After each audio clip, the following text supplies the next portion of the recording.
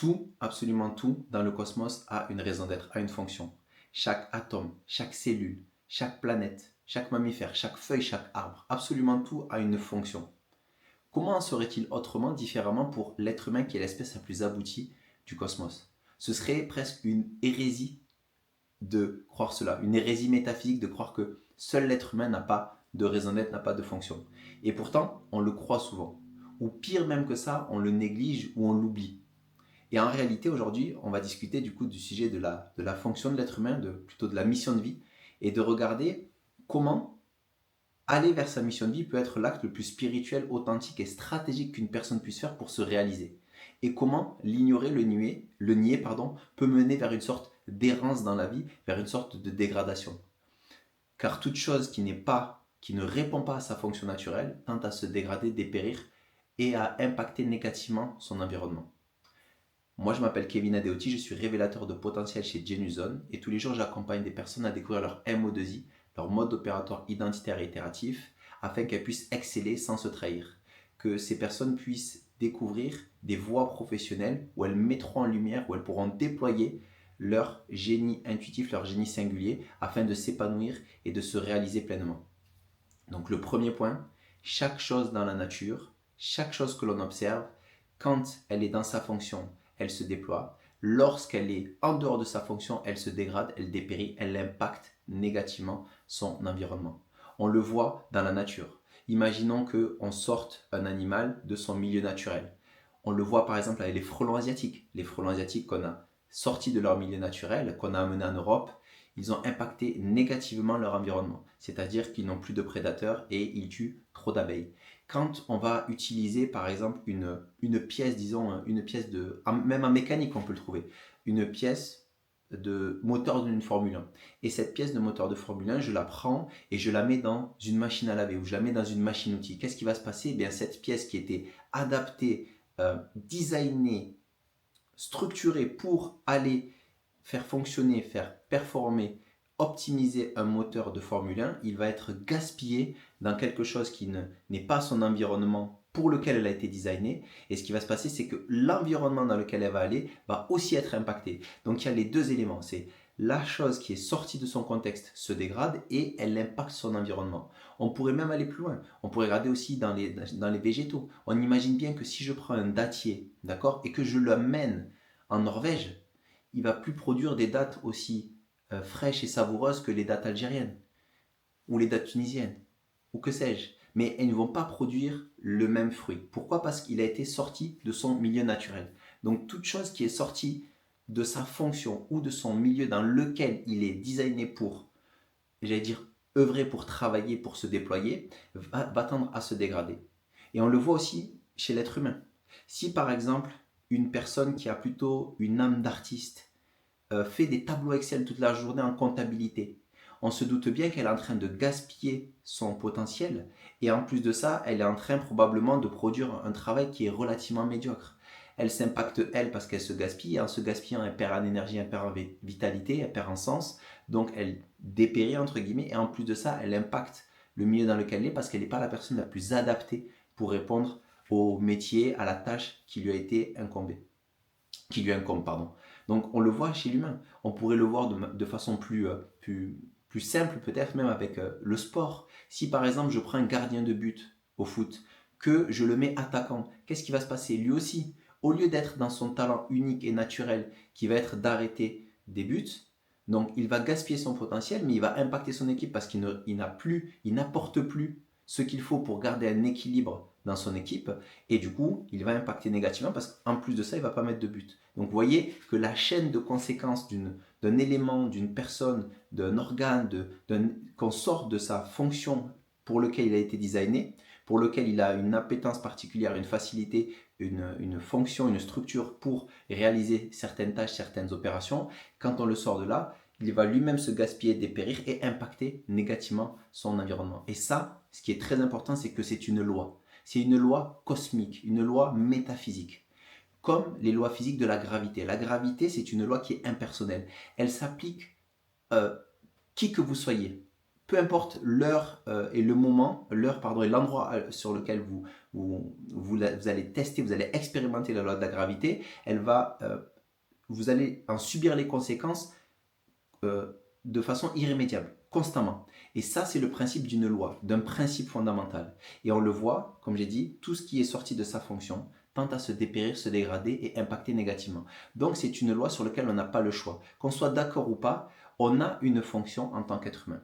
Et on a une fonction en tant qu'être humain à agir d'une certaine manière. Et si je sors de cette nature d'action, eh bien, je vais justement déclencher cette loi cosmique qui est que comme je lui désobéis à cette loi, comme j'essaie de la transgresser, eh bien j'en subis les conséquences. Et ça, c'est réellement la différence entre des lois humaines, d'accord, qui sont temporelles, conjecturelles, contextuelles. Et surtout, on n'est pas vu, pas pris, d'accord. La loi de finances, les lois administratives, etc. Si vous ne les respectez pas, tant qu'il n'y a pas des agents de la fonction publique qui repèrent cette transgression, eh bien, vous n'allez pas en subir les conséquences à cette échelle-là. Par contre, les lois physiques et moi ce que je crois des lois métaphysiques, des lois spirituelles, quand on les transgresse, on en subit les conséquences. C'est le principe qu'on peut retrouver aussi dans les textes sacrés du péché, c'est-à-dire transgresser certaines lois. Okay, donc ça, quand je sors de ce principe, de cette loi, je peux croire, je peux me faire m'illusionner que je peux la transgresser. Pourquoi? Parce que j'ai le libre arbitre, donc j'ai le choix. Ça qui est intéressant, c'est que toutes les espèces, tout ce que j'ai cité, des organes extérieurs, ils n'ont pas le choix de là où ils vont. L'être humain, il a le choix par contre. Donc l'être humain, c'est le seul qui peut sortir de sa voie de réalisation avec de son propre gré. Mais donc, ce qui implique une liberté, implique aussi une responsabilité. Donc ça, c'est un premier point, c'est une loi.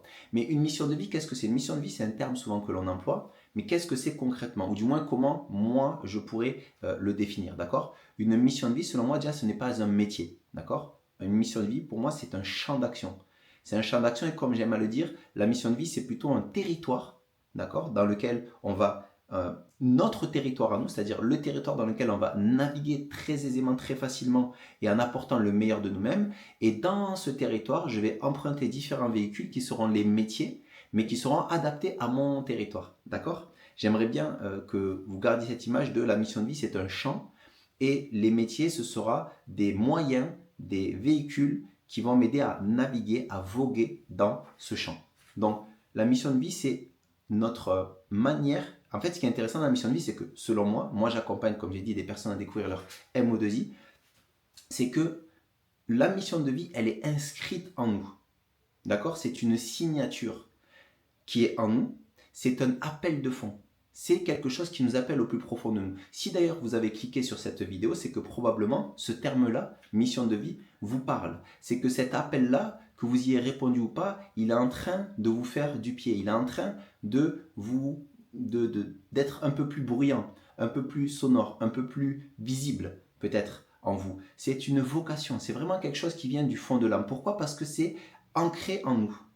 C'est ancré en nous et comme je l'évoquais juste un petit peu avant au niveau du MO2I, d'un point de vue neurologique dans les neurosciences, d'accord, puisque le MO2I c'est notamment basé là-dessus, on s'est aperçu que chaque personne avait une manière unique d'agir, d'interagir avec le monde, de collecter des informations, qu'est-ce qu'elle collecte, comment elle analyse, comment elle crée. Et dans le MO2I, notamment dans le modèle, dans le concept développé par Joël Guillon, il décrit que on est dans un contexte particulier plutôt excellent, en maîtrise. Mais cette maîtrise, cette excellence, elle est là, c'est une force silencieuse. Pourquoi? Parce que c'est dans notre subconscient. Mais c'est bien en nous. On a un GPS d'action, on a un automatisme d'action. Donc on a une manière propre et unique, singulière, d'agir dans le monde avec excellence. Et pour moi, c'est ça notre mission de vie. La mission de vie, c'est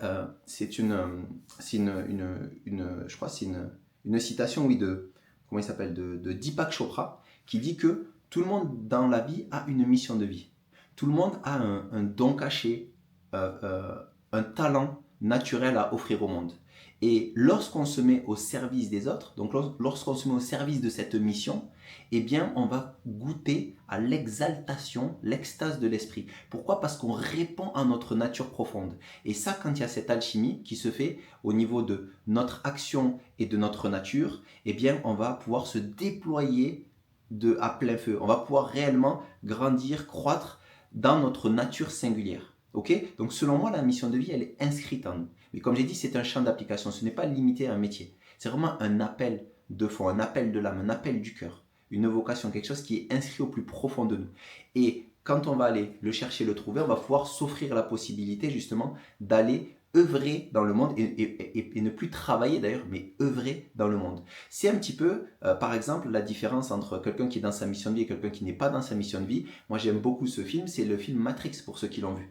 Dans Matrix, Monsieur Anderson et Neo sont la même personne en tant que tel. Par contre, Monsieur Anderson, il est dans sa vie dans quelque chose de très médiocre. Mais au fond de lui, il sent quelque chose qui n'est pas complètement aligné. C'est-à-dire que quand on n'est pas dans notre mission de vie, on le sait. Pourquoi? Parce qu'on a un GPS à l'intérieur de nous. On sait quand on est à notre place ou quand on n'est pas à notre juste place. On l'écoute pas, ça c'est une chose. Mais quand on l'écoute pas, comme j'ai dit avant, c'est une loi. Ne pas écouter ou ne pas respecter une loi, on en subit les conséquences. Et on verra les conséquences, elles sont sur différents plans.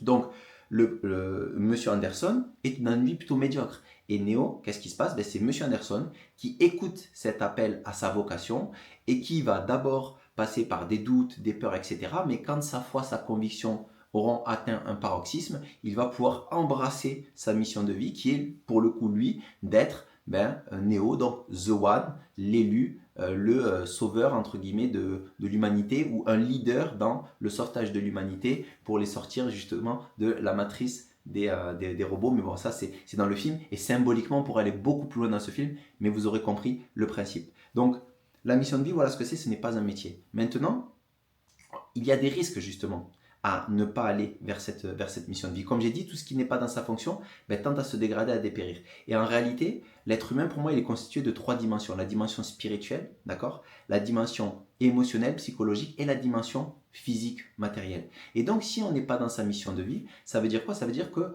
je l'ai dit, on n'est pas dans notre fonction naturelle première.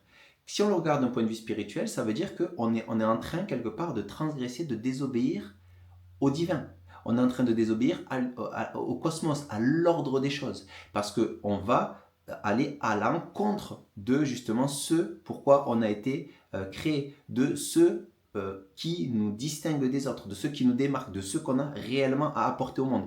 Et donc si je ne suis pas dans ce que j'apporte de meilleur au monde, eh bien je vais déséquilibrer, d'accord, l'équilibre cosmique, l'ordre divin.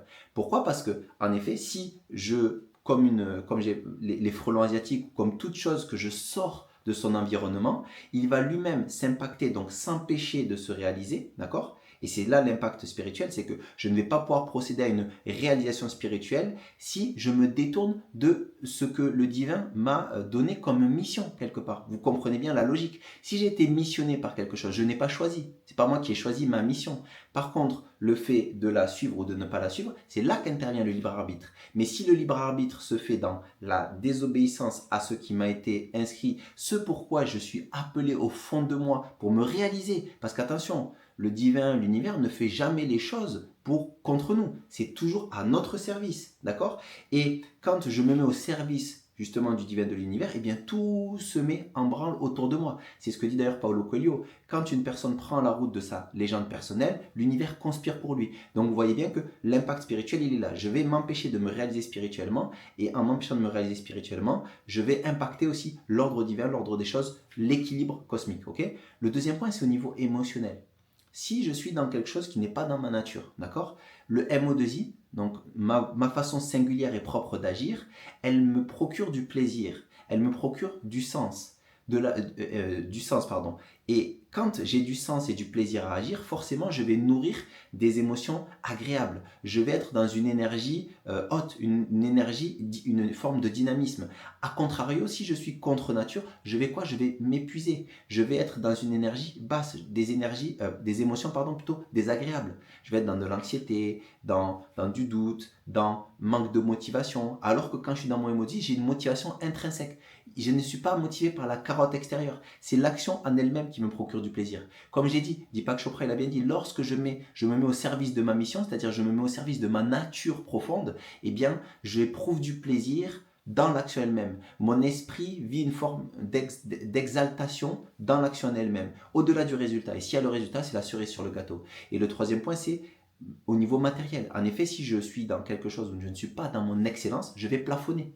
Je vais, même si je suis bon, je ne vais pas arriver à dépasser un certain plafond de verre. Donc, je ne vais pas pouvoir exceller dans mon domaine. Ce qui veut dire que matériellement, si je ne suis pas dans l'excellence de mon métier, eh bien, je ne vais pas pouvoir aussi développer une forme de confort financier suffisant. Pourquoi? Parce que je suis quelqu'un de lambda, remplaçable. Donc, on peut m'échanger contre quelqu'un d'autre. On peut aller voir plein de personnes, si on est des thérapeutes ou des coachs, on n'a rien de particulier. Pourquoi? Parce qu'on n'a pas identifié qu'on n'était peut-être pas fait pour coacher ou pour être thérapeute, ou alors on a mal identifié là ou comment je devrais être moi-même dans ce métier-là pour justement apporter le meilleur. Et donc, tout cela fait que je ne vais pas me réaliser. Pourquoi? Parce que je suis à côté de ma mission. Donc ça, c'est essentiel de comprendre quelque part les risques qu'il y a et à contrario les bénéfices. Puisque contrairement donc, aux risques, ben, les bénéfices, c'est les mêmes. Si je me réalise que j'embrasse ma vocation, ben, en effet, l'univers, je vais sentir une forme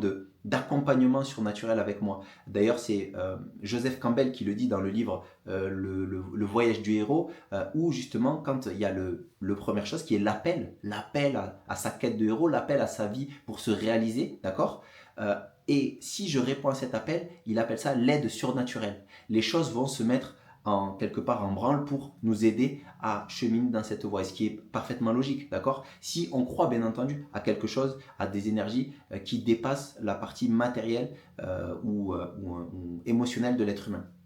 Moi, personnellement, c'est exactement ce que j'ai vécu. C'est-à-dire que dans ma vie, quand j'ai pris ce chemin-là, j'ai vu beaucoup de choses s'aligner, des gens venir se présenter à moi, des opportunités que je ne voyais pas avant. Pourquoi? Parce que je me suis mis dans cette voie-là et quand je me suis mis dans cette voie-là, eh bien, les choses viennent à moi parce que moi aussi, je suis plus ouvert aux choses et parce que les choses, on devient magnétique quand on est dans sa mission de vie. Pourquoi? Parce qu'on vibre beaucoup plus haut. Et quand on vibre beaucoup plus haut, ben, nécessairement, on a des fréquences beaucoup plus hautes, on peut capter beaucoup plus de choses que l'on captait au préalable, d'accord? Et quels sont les obstacles à aller vers sa mission de vie? Moi, je dirais qu'ils sont de 3 ou 4 ordres. On va dire de 3 ordres. Le premier, c'est au niveau de la foi. La foi dans deux choses. La foi dans la sagesse divine, dans la sagesse cosmique. Si j'ai l'absolue conviction que le divin, que l'univers, que la nature m'a conféré un don, m'a conféré quelque chose de particulier auquel je dois répondre pour me réaliser et qui est la meilleure voie pour que je puisse me réaliser de manière entière et complète. Si cette conviction elle est très forte en moi, eh bien je vais pouvoir naturellement aller vers cette mission de vie, aller chercher d'abord quelle est ma mission de vie, puis œuvrer dans ma mission de vie. A contrario, si je suis dans une conviction basse, eh bien je ne vais pas y arriver. C'est pour ça que il y a une notion, quand j'en parle de foi, il y a déjà une parle de croyance. Moi, je ne dis pas que je crois en la mission de vie, je suis absolument convaincu, j'ai l'absolue certitude que le divin m'a confié une mission et qu'en allant vers cette mission, je vais me réaliser. En tout cas, moi, dans mon cheminement personnel, c'est ce qui m'a aidé à aller vers cette mission, d'accord? Premier, c'est cette conviction. Le deuxième, c'est au niveau un petit peu de, justement, l'ignorance ou le doute sur cette loi cosmique que j'ai parlé, que tout ce qui est en dehors de sa fonction se dégrade et à contrario, tout ce qui est dans sa nature se déploie, croît, s'épanouit et arrive à vivre un état d'abondance. Et bien cela, parce que dans la nature, tout est abondant, puisque tout est à sa place, vous le voyez bien. Et dès qu'on justement sort encore une fois les choses, l'abondance, elle est coupée. Les frelons asiatiques, encore une fois, d'accord? On vient dénaturer, sortir de là où il est fait pour, et tout de suite on déséquilibre la notion d'abondance. Ça, c'est très important, d'accord? Donc si on est dans notre nature, on se met aussi dans la voie de l'abondance. Donc on peut avoir des doutes là-dessus. On peut avoir des doutes par négligence, parce qu'on oublie, parce qu'on est pris par le quotidien. Et donc, par ignorance ou par manque de conviction en cela, là aussi je vais avoir des doutes que c'est réellement là que je vais pouvoir m'épanouir. On pense que ça ira quand même, alors que c'est faux. D'accord? Quand je désobéis justement à une loi cosmique, j'en subis les conséquences. Troisième point, c'est l'ignorance. L'ignorance de quoi? De deux choses. L'ignorance qu'il existe un MO2I, qu'il existe une mission de vie et une map quelque part qui me permet de savoir si j'y suis ou pas. Des signes qui me permettent de voir si j'y suis ou pas. Donc le fait d'ignorer que ça existe, le MO2I, que ça existe cette notion de je peux savoir si je suis à ma place ou pas, eh bien en ignorant cela, en ignorant que ça existe ou en ignorant le mien, eh bien je ne vais me couper, m'empêcher justement d'aller vers cette mission de vie. Donc ça c'est le point de l'ignorance. Et le dernier point c'est la peur.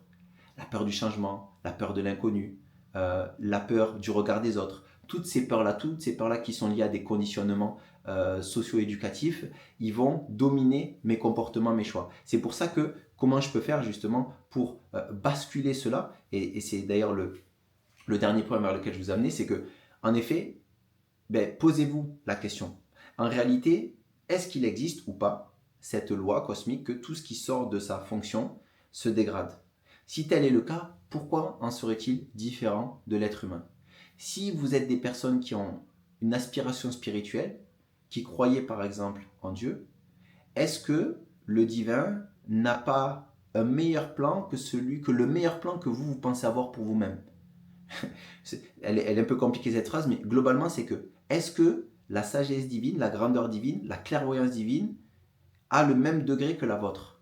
Et le fait de se tourner vers sa clairvoyance, est-ce que c'est pas justement un moyen de vous mettre dans une voie beaucoup plus simple pour vous réaliser plutôt que seulement compter sur votre propre vision à vous? Vous vous placez et vous suivez quelque part la sagesse beaucoup plus haute, la supraconscience. Et est-ce que si du coup vous pensez que cela existe, qu'il y a bien une sagesse divine, est-ce qu'il ne ferait pas mieux de la suivre pour justement que je puisse m'épanouir dans mon entièreté? Ça, c'est une question aussi à se poser. En gros, c'est un petit peu ça, les questions à se poser. C'est exactement ce que j'ai fait. Je suis d'abord parti de cette conviction dans la grandeur, la sagesse divine. Puis après, sur cette notion de fonction. En effet, il existe bien une fonction pour toute chose. Comment moi, j'en aurais pas? Et donc, nourrir justement cette réflexion autour de ça. Puis ensuite, découvrir mon MO2I. Et ensuite, quand j'ai découvert mon MO2I, que j'avais cette conviction, cette certitude que le divin et que la meilleure voie pour me réaliser, c'était d'entrer dans mon MO2I, eh bien ça m'a aidé à dépasser les peurs. Parce que les peurs, elles sont là, elles sont présentes, on ne va pas se mentir.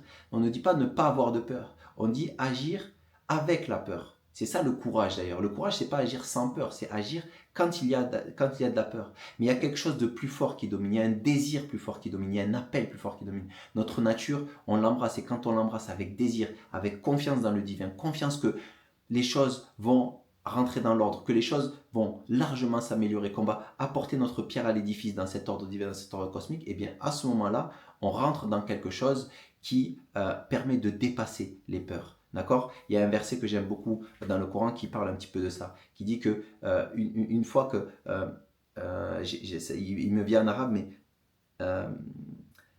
quand les gens disent et appellent, expriment de tout leur être que leur Seigneur est Dieu, qu'ils se mettent dans la voie de l'action, alors leur peur, leur tristesse disparaît quelque part. Elle s'évapore justement dans cette confiance dans le divin, dans cette confiance que quelque chose de plus grand les appelle. Donc ça c'est essentiel. Donc je dirais que vraiment la voie, pour moi le chemin c'est exactement cela, c'est s'exposer à ces vérités. S'exposer à ces vérités et méditer sur ces vérités. Méditer sur justement cet ordre cosmique. Est-ce que moi, j'ai pas ma part dans cet ordre cosmique? Est-ce que moi, j'ai l'impression d'être ou pas justement dans cette juste place? Est-ce que je me lève dans le plaisir, la fluidité? Est-ce que je m'extasie d'agir? Ou est-ce que je suis dans le fait d'être très poussif? Et du coup, est-ce que c'est ça la vie? En fait, c'est un petit peu des grandes questions. Je sais qu'on est à une époque où les grandes questions elles sont souvent passées de côté, mais moi je pense que c'est le point de départ. On ne peut pas savoir comment aller quelque part si on ne sait pas où on va. On ne peut pas savoir comment on y va si on ne sait pas comment on fonctionne. Donc notre mode de fonctionnement, c'est un petit peu ça. On a une nature singulière, ce MO2I. On a une nature dans laquelle on excelle, dans laquelle on prend du plaisir, qui a du sens. Pourquoi on irait faire autre chose? D'accord? Donc méditer sur cela, nourrir cela. Donc d'abord, méditer sur cela. Ensuite, explorer les voies, justement, dans lesquelles on pourrait exploiter, déployer ce génie singulier, ce génie naturel, ce génie intuitif. Et le dernier point, c'est de nourrir le désir d'aller justement dans cette mission, de nourrir ce désir. Car quand le désir est plus grand, quand la conviction est plus grande, quand la soif, j'aime bien dans la spiritualité, dans le soufisme, dans la foi, on parle justement d'une forme de goût. Quand les choses ont du goût, quand on a la soif, quand on a l'appel, quand on a humé l'odeur de la mission de vie, quand on a humé l'odeur de se réaliser, de goûter à cet état-là. En effet, on le nourrit par des méditations, on le nourrit par des prières, on le nourrit par vibrer la gratitude, vibrer un état où on est prêt à tout arracher. Pas contre le monde, mais avec le monde. Avec le monde. quand on est dans notre mission, il n'y a que nous qui pourrons la réaliser.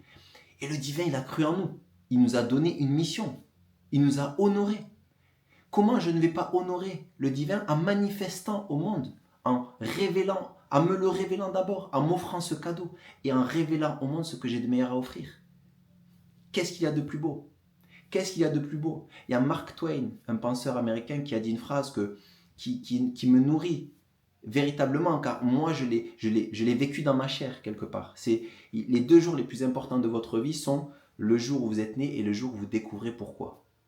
Et le pourquoi, moi je le mettrais en 2 temps. Le pourquoi, il y avait la notion, le sens de la vie dans le sens global. Et selon moi, c'était justement de devenir un serviteur du Seigneur des mondes, un serviteur de la vie, un serviteur des autres. Ça, pour moi, ça a été vraiment quelque chose qui m'a renversé, bouleversé positivement mon quotidien. Et le deuxième point, ça a été de trouver le sens de ma vie dans cette grande vie, dans ce grand ordre cosmique, cet ordre divin. En tout cas, je souhaite à tout un chacun de découvrir cela, de découvrir la différence, le bénéfice à œuvrer dans sa mission de vie et à méditer justement, à méditer aussi sur les risques. C'est pour ça que dans les textes sacrés, on parle du paradis et de l'enfer. De façon symbolique, le paradis et l'enfer, on le vit aujourd'hui, on le vit ici-bas, on le vit en nous. On le vibre, le paradis. On le goûte, le paradis. Ou alors, on le teste, l'enfer. On le teste, l'enfer. On teste le cycle infernal. Ça, c'est une vraie question. Qu'est-ce qu'on a envie de vivre? On a envie de vivre du côté, de quel côté on a envie de vivre? De quelle direction on a envie de prendre? Nourrissons cela. Et au final, ce que je pense, c'est qu'on a tous quelque chose justement à apporter au monde. À apporter quelque chose d'harmonieux, de beau au monde. Et en faisant cela, on répond, comme j'ai dit, à l'ordre cosmique. Et en faisant cela, on a un sentiment d'accomplissement qui n'a pas de prix. Quand on va se retourner à l'aube de notre mort, on va pas regarder qu'est-ce qu'on a pu accumuler comme bien. C'est absolument pas vrai. Toutes les personnes qui sont arrivées à un certain âge pourront vous le dire. Ce qu'on regarde, c'est qu'est-ce qu'on a accompli. Qu'est-ce qu'on a accompli, qu'est-ce qu'on a pu poser comme pierre à l'édifice dans notre vie et comment l'édifice de notre vie a participé au grand édifice de la vie, à la grande architecture cosmique. Merci à vous, j'espère que ça vous a plu. N'hésitez pas à partager, à liker. N'hésitez pas à me contacter si vous avez besoin, vous avez envie d'échanger sur le MO2I, sur la mission de vie. Et en attendant, comme j'aime à le dire, faites de votre